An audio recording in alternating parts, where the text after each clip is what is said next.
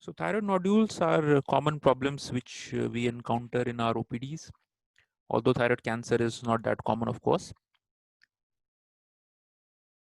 So most thyroid nodules will present as neck swellings, and sometimes they may be identified on imaging performed for other indications, for example, a CT neck or MRI neck for some indication.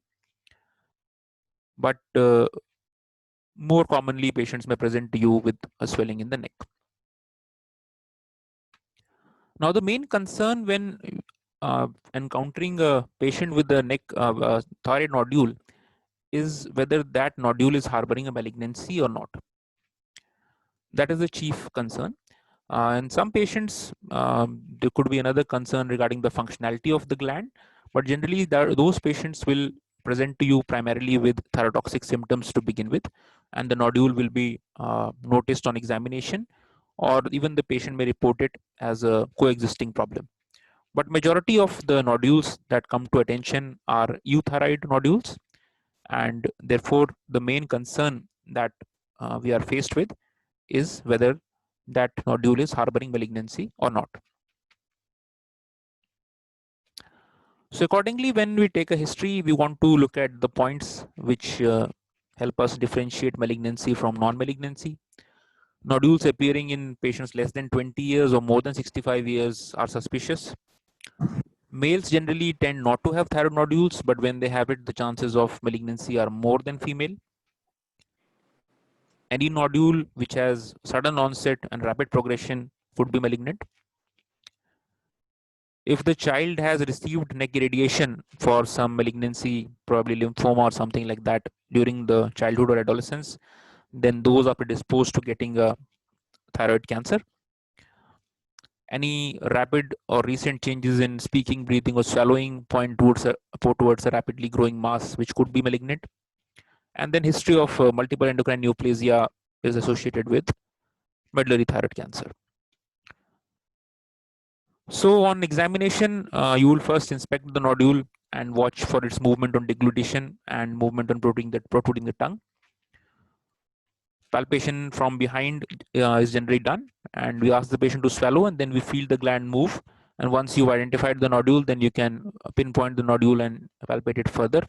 We should also look for neck lymph nodes, any bruit, vessel encasement. That is, if you cannot palpate the IC on that, the carotid artery on that side, that means the vessel is encased. And Pemberton sign, we know, which is the marker of thoracic inlet outlet obstruction. Sorry. So any firm fixed nodule would be malignant. If you have what called paralysis or hoarseness, again that points to malignancy. And lymph nodes are very important. So most of these patients, as we discussed earlier, are likely to be euthyroid. But if perchance the patients are hyperthyroid, then you would want to do a thyroid scan. Some of the patient may not be symptomatic, so the first step in evaluation would probably be to get a TFT done. And if that shows thyrotoxicosis, then you go for a thyroid scan. So thyroid scan is basically an injection of technetium 99 pertectinate. That is the compound which is injected intravenously. And the target is to identify which is the functioning thyroid nodule. So to briefly recollect how the thyroid gland functions, iodine is taken up by the thyroid gland by the sodium iodide symporter, which is out here. It's not labeled out here, but this is the NIS, or the sodium iodide symporter. And then this iodine is organified to iodide, and then it combines with the thyroglobulin residues to form monoiodotyrosine and diiodotyrosine, that is MIT and DIT. And these MIT and DIT are then combined to form T3 and T4. So the thyroglobulin is residing inside the follicle lumen, and the iodine is taken from the blood and pumped into the lumen of the gland. So this symporter, this NIS, is not specific for iodine. It can also take up a variety of other ions, and that includes technetium. So therefore, if there is a hyperfunctioning gland, then these cells will not only take up iodine, but also rapidly take up technetium. And therefore, in the thyroid scan, the uptake of this technetium will be increased. And then when you use a gamma camera, you can see that the radiation coming from this technetium is more in the gland. That means the gland has rapidly taken up the technetium compound, which means the gland is hyperfunctioning. So this is what the image of thyroid scan will look like. If you look in the first image, this is the head, this is the neck, and this is the thorax. In the head, you can see these small areas of uptake out here on the cursor. These are the salivary glands. So the salivary glands also have the same enzyme or same transporter NIS to a lesser extent. So they will also show some uptake. But then you can see this is the thyroid itself, and this is a sort of a marker which they put during the scan to get the bearings right. That where is the subtle notch. So this is not a true uptake. This is just a marker which has been put on top. And this is the thyroid gland and the two lobes which you can see. And these are the different views: the right anterior oblique and the left oblique views. This diagram you might recall I have shown you earlier. In the first panel, you can see this is a gland which is showing increased uptake, but there is a vacant area here. So everywhere it is dark, but there is a small white area, which is a cold nodule. That means this nodule is not taking up the technetium. So the rest of the gland is hyperfunctioning, but this nodule is not working. Then this is Graves' disease, in which the entire gland has taken up the technetium. This is a multinodular goiter in which there are patchy areas. There are areas of increased uptake, areas of decreased uptake, so both hot and cold nodules. And then this is a single hot nodule, and the rest of the gland is relatively faded out. This is another single nodule, and this is thyroiditis. In thyroiditis, as you know, thyrotoxicosis is there, but there is no increase in synthesis. It is just because of release of stored hormone. So if you do in thyroiditis, then you will see hardly any uptake by the gland. So this is how you would do a technetium scan if the patient has thyrotoxicosis with the nodule, and you could get any of these reports. And depending upon that, you will take the next step. You will of course manage the thyrotoxicosis, but for the nodule, if it is a cold nodule, then you might think of doing FNAC, etc. Hot nodules almost never harbor malignancy, so they may not require FNAC and other evaluation, which we are going to discuss. So now let's focus upon the euthyroid nodule, which is the most common presentation that we are going to encounter. So if you are faced with a euthyroid nodule, the next step to do is to order a ultrasonography or USG neck. What are the benefits, or what do you expect the ultrasound to do for you? Number one, the ultrasound will confirm the presence of the nodule. A lot of times it happens that the thyroid gland itself is a little lobulated and you think it is a nodule, but you do an ultrasound, you don't find a nodule. So first thing that you want to do is to confirm whether an actual anatomic nodule exists or not. Second thing is you want to know about the structure of the thyroid. Is it a single nodule, or is it one of many nodules that are in the thyroid? And it is also possible that the nodule was seen on some CT, but it is not palpable clinically. Then again, you want to confirm it by doing an ultrasound. The third and the most important is that the need for FNAC depends upon what ultrasonography will tell you. So this is a very common misconception. A lot of people believe that if you have a nodule, you have to do an FNAC, but that is completely incorrect. FNAC will be done depending upon what the ultrasound tells you. If the ultrasound says FNAC is needed, then you do FNAC. If it says not needed, then you do not do. So how will the ultrasound tell you that FNAC is to be done or not? So there are some high risk features which you can notice on the ultrasonography, and these high risk features will help you decide whether to do a FNAC or not.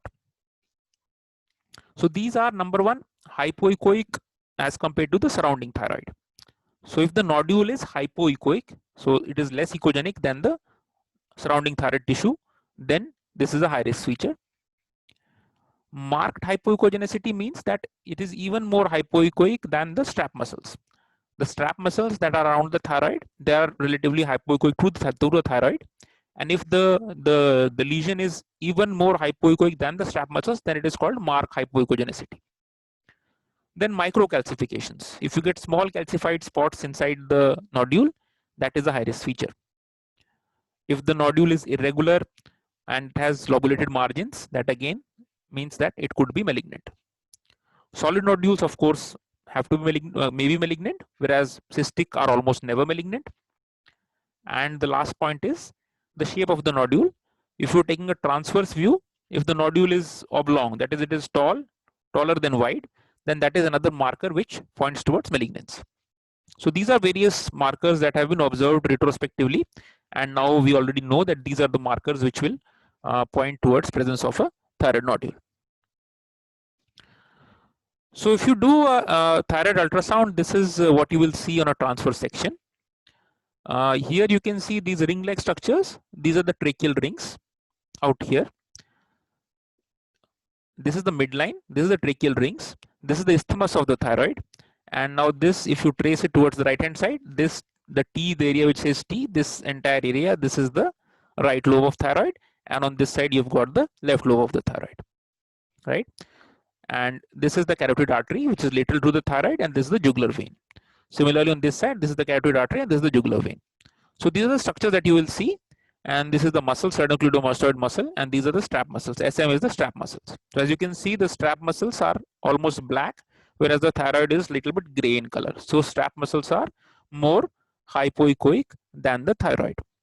So this is what a normal thyroid would look like on an ultrasound. Now let's look at some nodules. First, let's look at those with low risk features. Now the first panel, this entire thing is a nodule which is anechoic. It is completely black, so it is not hypoechoic, it is anechoic. So anechoic means it is filled with water. Anything which is filled with water will look absolutely black on the ultrasound, and that the technical term is anechoic. So this anechoic lesion is a cyst. It is filled with fluid, and because it is only fluid and no solid tissue, then of course it cannot harbor a malignancy.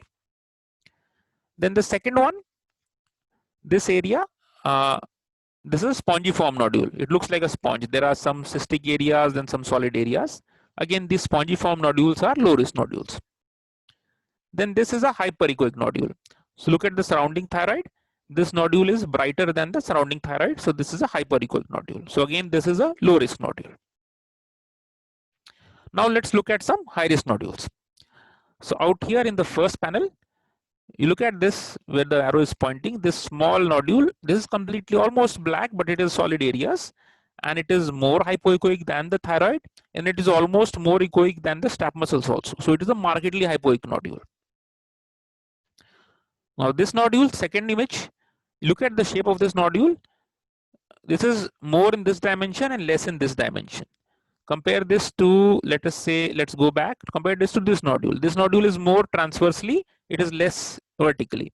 If you go here, this one is more in vertical but less in transverse. So this is taller than wide. So this again is a suspicious nodule. And this nodule is not only hypoechoic, but it has got small bright areas within, and these bright areas are microcalcifications. So microcalcifications are also high risk features. So there is also something called the TIRADS classification, which is basically a radiological classification given by the American College of Radiology. And this aids the ultrasonologist to objectively document the presence of these high risk features. So the main points in TIRADS is composition, that is solid or cystic, echogenicity, as we discussed, hypo or hyper, then the shape, taller than wide or wider than tall, the margins, and the presence of calcification, micro or macro. So depending upon this, there is a scoring, and accordingly, depending upon the score, it will be marked as TIRADS 1, 2, 3, 4, or 5, and 3 onwards it is suspicious. 3 is mildly, 4 is moderate, and 5 is highly. So your radiologist may use TIRADS and then tell you what risk factors are present. So now how do you decide for FNAC depending upon your ultrasound report? To order an FNAC, all these 3 criteria must be met. Number 1, size of the nodule must be more than 1 centimeter. Subcentimetric nodules are not to be biopsied. Number 2, it should be solid. Cystic nodules, you will not biopsy because actually it's fluid. And number 3, they must be having at least one high risk feature. So when all these 3 are met in a nodule, only then can you ask for an FNAC. One caveat is that if you have a cervical lymph node, then even if there is a smaller single nodule, then you will try to do FNAC from that also. If your ultrasonologist has given you TIRADS, then you can use TIRADS also. Then TIRADS 3 or more indicate need for FNAC. But even if TIRADS is not there, you can still use this brief criteria which I have mentioned to decide for FNAC. If these are not met, then you don't do FNAC, then end of story. So now there are two ways of doing the FNAC.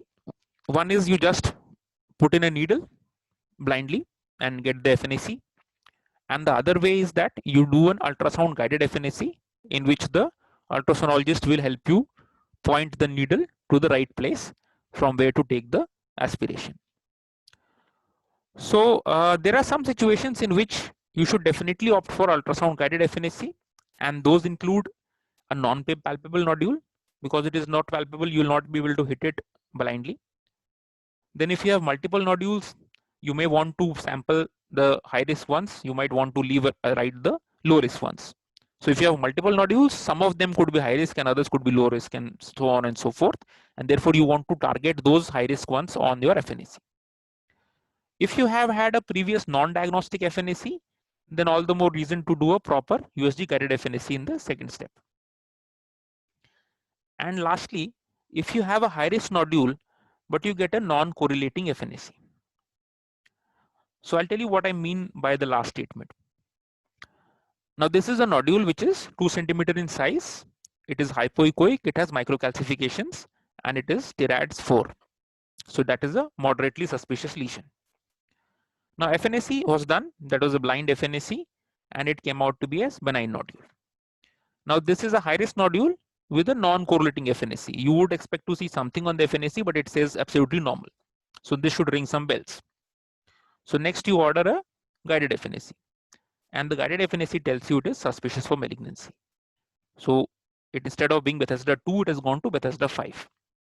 I will tell about Bethesda classification in the next slides, but basically there is a big jump between benign and suspicious for malignancy. Now how did this happen? When you did a blind FNAC, the sample had come from this area, which is the normal thyroid tissue anterior to the nodule. So you didn't go deep enough. So therefore you biopsied the normal thyroid and you said benign nodule. But when you did your guided FNAC, then you may able to reach the center of the nodule, and then you got the sample properly, and then you could say suspicious of malignancy. So this is what I mean by high risk nodule with non-correlating FNA. And therefore you must always try to fit your report into the pre-existing picture that you already have, and you should always be suspicious of reports which do not fit with your case. Now what is the Bethesda classification? So Bethesda classification is a standard method of reporting FNAC, and already studies have been done according to which the risk of malignancy for each class has been defined. So there are 6 diagnostic categories in the Bethesda classification, and they all have a varying risk of malignancy. Important to remember, Bethesda class 1 is non-diagnostic or unsatisfactory. It is not benign. Benign is 2. So for benign, the risk of malignancy is only 2 to 4%. Then 3 is atypia or follicular lesion of unknown significance, that is AUS/FLUS, followed by follicular neoplasm, followed by suspicious for malignancy, which we had in the previous case, and followed by malignant. So this is 60 to 75%, and in suspicious for malignancy, and malignant will be almost 100%. Now, how do you manage as per the FNA report? If you are faced with Bethesda class 5 and 6, then management is surgery. Bethesda class 4, again, most cases you will have to do at least some surgery, because I will discuss why you have to do in Bethesda 4 also. Bethesda 3 is the one in which you have multiple options. You can either do a repeat FNAC after a period, or you can opt for a surgery if the patient is concerned. And another option which we don't have, but it is there in the West, is that you can do genetic testing in the FNAC sample. So there are a number of genes which point towards the presence of malignancy in a nodule, and you can actually test for these genes in the product of these genes rather in that FNAC sample, and it is called gene expression classifier. And with that you can narrow down your chances of having a malignancy or not having a malignancy much more than FNAC will do. And then if you get a positive report, you can go for surgery. If you get a negative report, you can observe. Bethesda 2 is of course benign, and in such cases, medically speaking, what you need is only annual follow-up for any increase in size or any other further evaluation. So now our evaluation till the FNAC is over, and we either know it is a benign lesion, in which case nothing much is to be done except for an annual follow-up. But if we are faced with thyroid cancer, then what we should do, we are going to discuss that now. So thyroid cancers are the most common endocrine carcinomas. In the endocrine system, this is the most common cancer. And in the past 3 or 4 decades, the incidence of thyroid cancer has increased much, in several times, rather 3 to 4 times almost. But interestingly, the mortality from thyroid cancer has not increased. So it is not correct to say that thyroid cancer is increasing in the population. What is happening could be overdiagnosis, because we already know that on autopsy, around 25% of people have a papillary thyroid carcinoma in their gland. And this thyroid cancer never became clinically manifest, and the patient actually died from some other reason, and he was just harboring this malignancy which was just sitting there innocently. So probably most of the new cancers that we are now discovering are these smaller sized PTCs, which were earlier not diagnosed, because we are doing more frequent ultrasonography, more FNACs, etc. And because these smaller cancers have very low mortality, especially if picked at early stage, therefore we have not seen an increase in the disease specific mortality. So what are the different types of thyroid cancers that we can encounter? So number one is the follicular cell origin, that is the cancers which are arise from the thyroid follicles. So these can be differentiated or undifferentiated. The differentiated ones are papillary thyroid cancer or follicular thyroid cancer, and the undifferentiated one is anaplastic thyroid cancer. Then you can also have cancers arising from the C cells which lie in between the follicles, and that is medullary thyroid cancer or MTC. And then you can also have lymphomas and metastasis, which are much more rare. So this pie chart will show you that papillary thyroid carcinoma is the dominant form of thyroid cancer. It's almost 80% of the cancers are PTC. Follicular thyroid cancer represents around 7 to 8%. Then your anaplastic is another 5%, whereas MTC is around 10%, and then the lymphoma, etc., is less than 1%.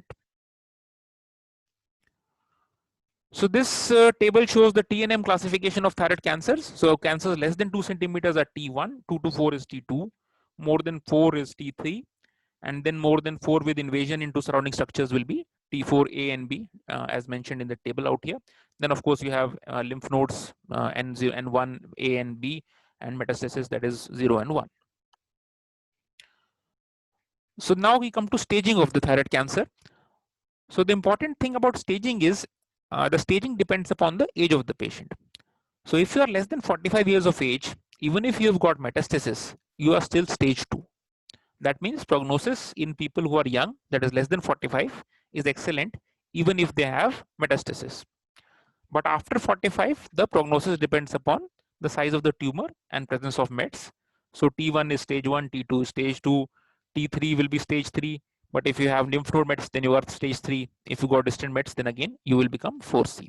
So accordingly, you'll see that the staging is sort of standard for more than 45, like maybe any other tumor, but less than 45, it is much more in favor of the patient, and even metastasis do not make it stage 4.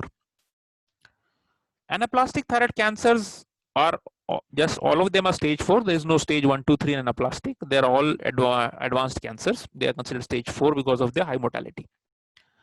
And medullary thyroid cancer, again, it's got a similar profile as a old patient with thyroid cancer. It is the same 1, 2, 3, and 4 staging. So PTC or papillary thyroid carcinoma is the most common cancer, as we discussed. This cancer is less prone to vascular metastasis, but very prone to lymph node metastasis. And it has got several histological variants such as classical, follicular, tall cell, and some of these variants are more aggressive than the other variants. PTC can be diagnosed upon the FNAC alone. So when you talk of Bethesda stage 6, you may be talking about PTC or MTC, but most commonly PTC. And there are some classical nuclear features which can be identified on the FNAC, and that is why you can diagnose it on the FNAC itself. So the nuclei inside these cells of PTC are called orphan Annie eye appearance, and this is because the nuclei are large and they have a central clearing with powdery chromatin. So they kind of resemble the eyes of the cartoon character Orphan Annie. Apart from that, they have nuclear grooving and prominent nucleoli, and these features all point towards the patient having papillary thyroid carcinoma. Now, follicular carcinoma is less common, as you know. It is more prone to hematogenous spread and less prone to lymph node spread. And important point to understand is that you cannot differentiate follicular adenoma from follicular carcinoma on FNAC. So when you get Bethesda stage 4, you cannot tell is it FTC or is it FA? Is it follicular thyroid carcinoma or is it follicular adenoma? Because what you need to tell, you need to look at capsular invasion and vascular invasion. So you cannot look at that in a FNAC specimen. For that you need a biopsy specimen, a excision biopsy specimen. In an FNAC you will only get cells, but the cells of thyroid cancer and thyroid adenoma look the same. You only the invasion of the tissues which will define follicular thyroid carcinoma. So as you can see in the first panel, this is the tumor capsule, and the tissue is breaching the capsule. So this breach is capsular invasion. So this is FTC. Here again, this is the tumor.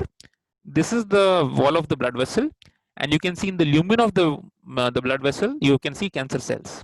So therefore, this means it is FTC. Had this not been there, then you would call this follicular adenoma. Okay, so now we come to management of PTC and FTC, or rather what we call differentiated thyroid carcinomas. So there are 4 basic points in management. Point number 1 is surgery. Point number 2 is TSH suppression. Point number 3 is radioiodine therapy. And point number 4 is surveillance. And I will now present them in brief description. So which surgery is supposed to do? So if you have got a large tumor that is T3 or higher, then the only surgical option that you have is you will do a near total thyroidectomy. You will remove as much thyroid as you can remove in the surgery. But if you have a T2 or lower kind of tumor and you don't have high risk factors, then you can actually go for lobectomy, especially if it is less than 1 centimeter size tumor. And then depending upon the lobectomy pathology report, you can decide whether to go for more surgery, that is the completion thyroidectomy, if you get a high risk histology. But if you get a low risk histology, then you just need not do anything else. It is important, of course, to look at lymph nodes. If there are lymph nodes, then you want to do a proper lymph node dissection also. So post-operatively, you will be able to do what is called American Thyroid Association risk stratification. So this depends upon both histology as well as the size of the lesion and the kind of metastasis, whether lymph node or distal metastasis that are there. So as you can see, there are a list of features which help you decide is it high risk, intermediate risk, or low risk. So something which is large in size, which is locally invasive, which has distant mets, will be high risk. Something which doesn't have these will be low risk, and then if you have some of the features, then you will be intermediate risk. So this is something to be done. Depending upon the ATA risk, you will decide upon the TSH suppression. If it is low risk, you will keep the TSH between 0.5 to 2. If it is intermediate risk, you will keep it 1.1 to 0.5, and high risk will be kept below 0.1. So even if you don't, if you do a near total thyroidectomy, you will of course have to give thyroxine. But even if you do a lobectomy, you will still have to give thyroxine to make sure the TSH remains below the target level. Then third option is radioiodine treatment. So radioiodine treatment works on the principle that the thyroid tissue, especially differentiated thyroid tissue, will continue to take up iodine. And if you give radioactive iodine, that radioactive iodine will generate radiation within the thyroid cell, and it will kill the thyroid cells, including tumor cells. So this radioiodine treatment is not given to all cancer patients. It is given only to those who are ATA high risk or some of the intermediate risk ones. And it is always performed after you've done a near total thyroidectomy. So the objectives of giving this radioiodine are number 1, you want to kill whatever tissue is there in the thyroid bed. So after surgery, there'll be some tissue left, some thyroid tissue left, but the radioiodine will kill all that remaining tissue also. So how does that help? Number one, it will kill any small cancer cells if they are there. Number two, because you've now killed all the thyroid tissue, you can now very easily monitor the progression of disease by looking at thyroglobulin levels. Any thyroglobulin that is circulating in the blood after you've killed all the cells must be coming from the tumor somewhere, right? And the other advantage is that suppose you have a patient who's got distant mets, those mets will also take up iodine 131, and by giving this radioiodine treatment, you will also kill that mets as well. So this is why you do give radioiodine treatment in some patients. And after you've given that, you do a whole body scan to look for the uptake. So this is a whole body scan image. You've treated this patient with iodine 131. So you can see there is the uptake in the salivary glands. This is the stomach uptake, which is physiological, and this is the bladder uptake, which is again physiological. This is also physiological uptake. So some uptake will be there because you take it orally, so it will be there in the stomach, and it will be excreted in the urine, so it will be in the bladder, and so on. But the abnormal uptake out here is in the pelvic area. So this area is showing a little bit of uptake here and a little bit more here. So this is probably an area of metastasis. There is nothing in the neck, no uptake in the neck, which means the entire thyroid gland has been removed or killed. So then how do you follow up these patients? As I said, the serum thyroglobulin levels are checked from time to time, and these will tell whether there is any thyroid tissue anywhere in the body. And the other thing that you can do is you can do ultrasound neck for local disease.